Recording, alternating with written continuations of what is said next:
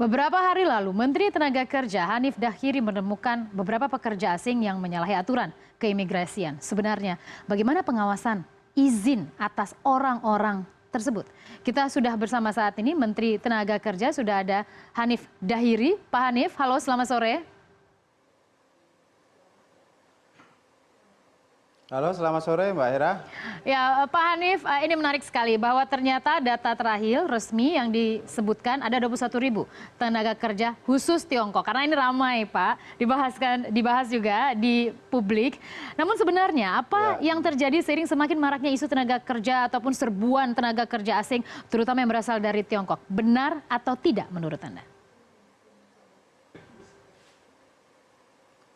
Pertama, saya minta jangan digunakan istilah-istilah yang bombastis lah, seperti serbuan, serangan, dikepung, dan lain sebagainya. Karena itu tidak mencerminkan fakta sebenarnya dari penggunaan tenaga kerja asing di Indonesia, termasuk tenaga kerja asing dari Tiongkok. Angka pekerja asing di Indonesia yang tadi sudah ditampilkan sekitar 74.000 dari berbagai negara itu merupakan angka yang sangat kecil jika dibandingkan dengan TKA yang ada di negara-negara lain maupun TKI kita di negara-negara lain. Demikian pula tenaga kerja asing yang berasal dari Tiongkok yang berjumlah sekitar 21 ribuan itu juga masih sangat kecil jika dibandingkan tenaga kerja asal Tiongkok di negara-negara lain maupun tenaga kerja Indonesia yang berada di Tiongkok itu sendiri. Nah, tetapi secara prinsip saya ingin mengatakan bahwa Indonesia ini kan terbuka. Jadi tenaga kerja asing boleh masuk dan bekerja di Indonesia sepanjang mereka memenuhi aturannya. Nah, kalau nggak memenuhi aturannya tentu pemerintah akan bertindak tegas. Namun kita minta agar isu ini jangan terlalu dibesar-besarkan. Pak Hanif, saya juga mengapresiasi Anda beberapa kali juga, saya juga menyaksikan video Anda langsung melakukan penggerebekan di beberapa titik ataupun perusahaan dan mencatatkan ada TKA ilegal di sana. 21.000 tenaga kerja Tiongkok adalah yang legal, Pak. Yang ilegal mungkin kita perlu juga Anda melakukan hal yang seperti tadi, melakukan langsung, meninjau langsung. Tapi menurut Anda, dengan angka 21.000 tersebut, itu sangat kontras dibandingkan dengan angka pengangguran kita. Data BPS terakhir menunjukkan masih 7,02 juta orang loh Pak, yang menganggur. Bagaimana Anda mengaitkan ataupun korelasi dua hal ini? Nggak bisa begitu. Anda harus lihat dulu bahwa yang pertama, angka kemiskinan kita ini menurun dari sekitar 11,1% menjadi 10,8%.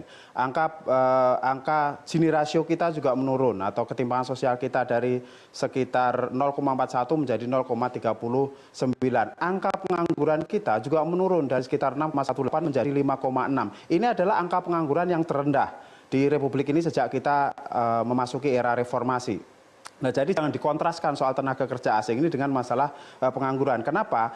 Karena tenaga kerja asing ini sebagian juga merupakan konsekuensi dari meningkatnya investasi yang ada di Indonesia, yang tentu saja investasi itu juga memperbanyak lapangan kerja. Ambil contoh misalnya investasi yang dari China, itu meningkat dari ranking 13 menjadi ranking 3, yang membuka kesempatan kerja mungkin hampir 1 juta gitu. Nah, sementara tenaga kerja Cinanya yang masuk hanya sekitar 21 ribuan. Jadi artinya kan mayoritas lapangan kerja yang kita munculkan atau kita create melalui skema investasi itu juga untuk rakyat kita sendiri, bukan untuk orang lain. Apakah untuk posisi-posisi strategis misalnya harus diisi oleh orang-orang yang merupakan penyumbang investasi di tanah air, Pak Hanif?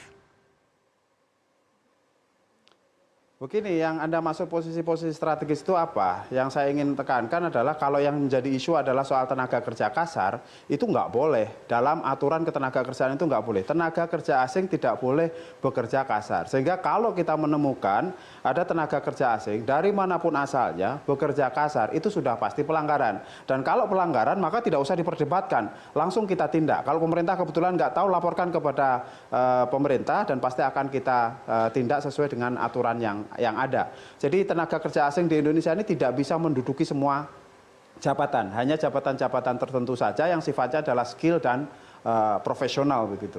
Pak Hanif, apa antisipasi yang akan Anda lakukan utamanya dengan keimigrasian? Karena beberapa mereka memang masuk ke Indonesia dengan visa tertentu tapi akhirnya bekerja di Indonesia. Apalagi langkah yang Anda lakukan bekerja sama dengan institusi terkait untuk memperketat aturan ini sehingga isu-isu serbuan tenaga kerja asing ini bisa gugur dengan sendirinya dengan apa upaya yang sudah Anda lakukan? Ya, Terkait dengan soal penanganan tenaga kerja asing ini, saya ingin sampaikan bahwa yang pertama, pemerintah itu memiliki skema pengendalian yang jelas terhadap penggunaan tenaga kerja asing. Jadi tenaga kerja asing yang masuk dan bekerja di Indonesia ini harus memenuhi sejumlah syarat tertentu. Ada syarat pendidikan sesuai jabatan, ada syarat kompetensi, ada syarat wajib alih teknologi atau keahlian, harus bayar levy atau dana kompensasi 100 US dolar per bulan per orang dan lain sebagainya. Nah, jadi ini bagian dari skema pengendalian dalam konteks perizinan mengenai penggunaan tenaga kerja asing. Dari segi pengawasannya kita juga melakukan, baik itu yang dilakukan oleh imigrasi di checkpointnya maupun juga oleh Kementerian Ketenagakerjaan dan juga pemerintah daerah. Di Kementerian Ketenagakerjaan sebagai contoh kita punya mekanisme pengawasan yang sifatnya periodik. Jadi ada atau tidak ada masalah, itu para pengguna kemudian kita cek, kita periksa apakah ada pelanggaran di sana, apakah sudah memenuhi ketentuan atau belum. Kalau misalnya belum, kemudian ada pelanggaran, kita lihat level pelanggarannya. Ada yang nanti kita bina, kemudian ada juga yang kemudian harus kita kenakan sanksi tertentu sesuai dengan aturannya. Nah, terus kemudian kita juga punya pengawasan yang mekanisme pengawasan yang sifatnya responsif. Ini berdasarkan laporan-laporan masyarakat. Kalau ada masyarakat yang lapor, maka laporan-laporan itu terus kita benar. Yang pasti laporan itu dicek oleh pemerintah dan pada saat laporannya nggak benar ya sudah. Tapi kalau laporannya benar maka ditindaklanjuti sesuai dengan ketentuan yang ada. Itu mekanismenya, Mbak. Jadi yang saya ingin katakan adalah skema pengendalian kita jelas. Pemerintah juga terhadap isu tenaga kerja asing ini tidak membiarkan. Kita tidak punya kepentingan terhadap tenaga kerja asing yang ilegal. Nah, tapi kita juga minta tolong bahwa isu ini kemudian jangan dibesar-besarkan, jangan digoreng-goreng gitu. Sehingga akhirnya membangkitkan sentimen-sentimen yang tidak positif bagi demokrasi kita secara keseluruhan dan juga persatuan kita.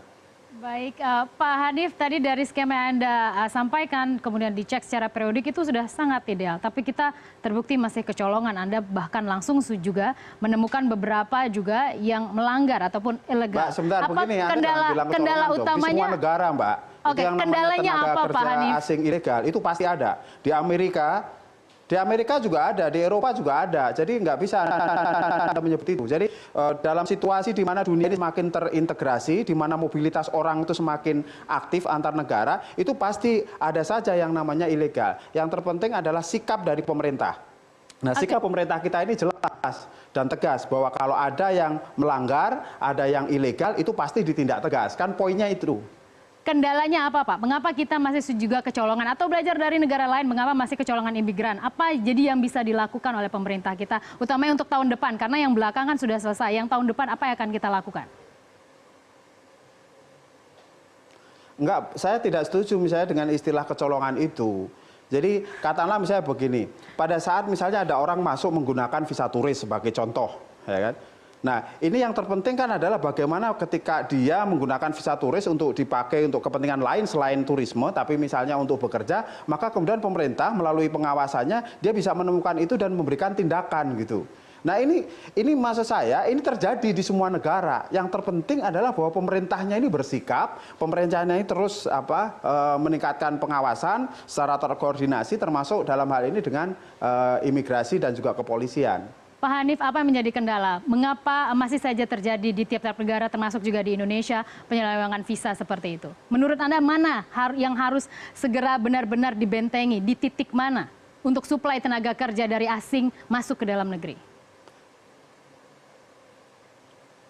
Enggak, kalau menurut saya sih yang terkunci adalah pada pengawasannya ya.